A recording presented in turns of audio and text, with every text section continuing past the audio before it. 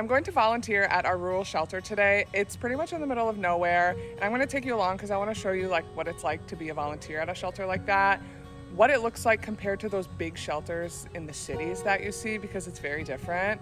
And yeah, it's always interesting to show this, so let's go.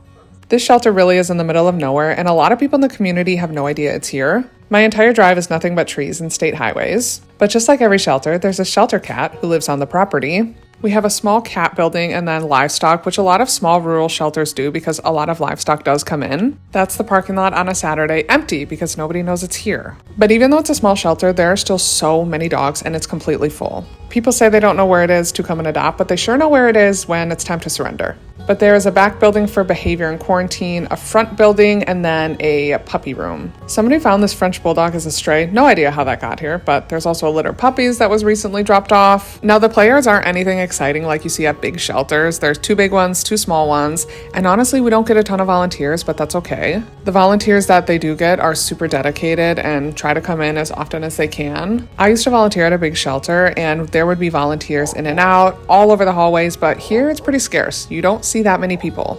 And the only thing that hurts is the dogs because they're not getting out as much as they can.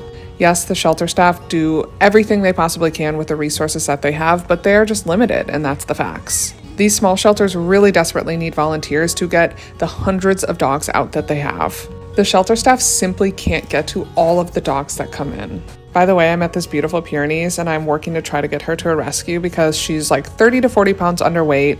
She's so timid and scared. It really broke my heart. But the shelter staff really do their best to dog test and evaluate dogs to get them to the best homes. The staff at these kinds of shelters are so dedicated. I really encourage you to go volunteer and meet them. There's no big shiny buildings, there's no yards with turf, there's no computer system for volunteers to sign in and out. It's a clipboard and pen and paper. But that doesn't make these shelters or dogs any less worthwhile to come and meet and help. I will say the county is building a new facility for this shelter after years and years of trying. It'll be done next year, which is super exciting, but the community really is what makes these shelters run. But there are so many other shelters out there like this that desperately need your help, so if you have one near you, go check them out.